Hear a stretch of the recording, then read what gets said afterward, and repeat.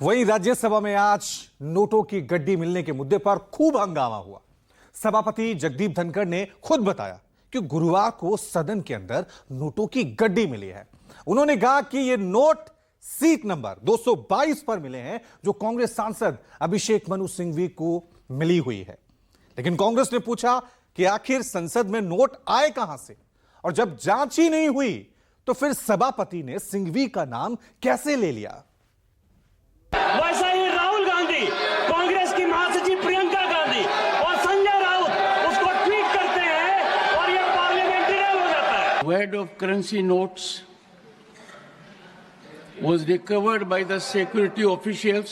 उसका ऑथेंटिसिटी नहीं होता तब तक तो उसका नाम बोलना ही नहीं। गुरुवार को जिस राज्यसभा में विपक्षी नेताओं को देशद्रोही और गद्दार बताया गया, शुक्रवार को संसद के उसी सदन में एक विपक्षी सांसद की सीट से नोटों की गड्डियां मिलने की खबर सुना दी गई। हैरत की बात यह है कि यह खुलासा खुद सभापति ने ही किया और बिना जांच के विपक्षी सांसद का नाम भी बता दिया। ये संयोग है या प्रयोग, लेकिन इस हैरतअंगेज खुलासे ने विपक्षी खेमे को सांसद में डाल दिया। खरगे को ये बात हजम नहीं हुई और राज्यसभा में जुबानी जंग छिड़ गई। Confined to this issue. issue. I'm not going beyond that because I know that you will not allow if I go beyond.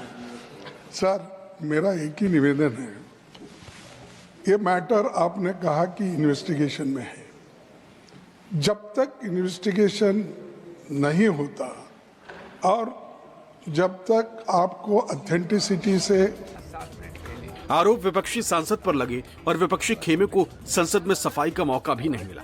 सभापति की आड़ में सत्ता पक्ष के दूसरे नेता भी वरिष्ठ वकील अभिषेक मनु सिंघवी पर सवाल उठाते रहे, इल्जामों के कीचड़ उछालते रहे। ये घटना बहुत ही असाधारण घटना है।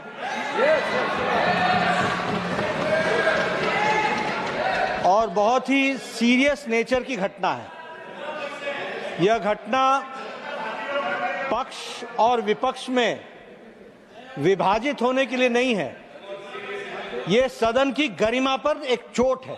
जो इन्वेस्टिगेशन हो रहा हो, कोई भी विषय जिसके ऊपर गंभीरता से कानूनी प्रक्रिया हो रही हो, क्या विपक्ष आज सदन को और देश को कहना चाहता है कि आगे से ये सदन को ठीक से चलने देंगे और कभी भी ऐसे फेक नैरेटिव के ऊपर कभी भी ये सदन को डिस्टर्ब नहीं करेंगे। विपक्षी खेमा सदन में अभिषेक मनु सिंघवी पर लगाए गए आरोपों का बचाव तक नहीं कर सका। हालांकि सदन से बाहर निकलते ही सब ने इसे बीजेपी की ध्यान भटकाने वाली साजिश का हिस्सा बताया। खुद अभिषेक मनु सिंघवी भी इस प्रकरण से हैरान रह गए। उन्होंने खुद ही इसकी जांच की मांग कर दी। ये सवाल भी दागा कि आखिर कैसे संसद में ये सुरक्षा चूक हुई। कोई किसी की सीट तक कैसे पहुंच सकता है? कुछ भी रखकर चला जा सकता है। अगर ऐसा संभव है तो फिर ये किसकी जिम्मेदारी है? मैं तो अचंभित हूँ। मैंने कभी न सुना, इसके बारे में मुझे कोई ज्ञान नहीं। रोचक बात यह है कि कल 12:47 पे 12:57 दोपहर में मैं हाउस के अंदर आया और 1 बजे हाउस राइज कर गया। अपना अटेंडेंस मार्क करके मैं अंदर घुसा और 3 मिनट बाद हाउस राइज कर गया। 1 से 1:30 तक मैंने मिस्टर अयोध्या प्रसाद के साथ लंच लिया संगम कैंटीन में, और 1:30 बजे मैं वापस सुप्रीम कोर्ट आ गया क्योंकि कोई महत्वपूर्ण मामला था। 2 बजे मेरा पूरा कल का हाउस के अंदर बैठक 3 मिनट की थी। मुझे तो ये इतना हास्यास्पद लगता है, अगर ये गंभीर नहीं होता तो हास्यास्पद होता कि शायद हर मेंबरान की हर सीट पे एक एनक्लोजर बनना चाहिए कांच का, जिसके अंदर लॉक एंड की हो।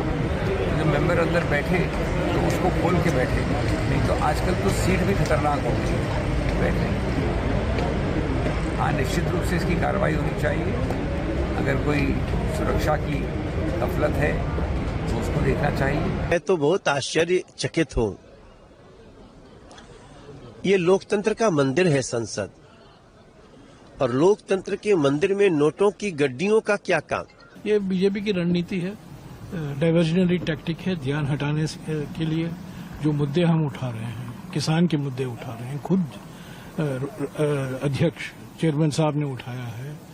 और बड़े मुद्दे हैं, मुडानी घोटाले पर जो रिश्वत के आरोप लगाए गए हैं उस पर हम बहस चाहते हैं। तो इस पर इससे हटने के लिए नए नए मुद्दे खड़े कर देते हैं। और मुझे पहली बार मैं देख रहा हूं कि आज जो सरकार की ओर से जो सांसद हैं, बीजेपी की सांसद, वो बड़े उत्सुक थे स्थगित करने के लिए। हालांकि जो बातचीत होती है, नारेबाजी जो होता है, वो नारे तो हम लगाते हैं,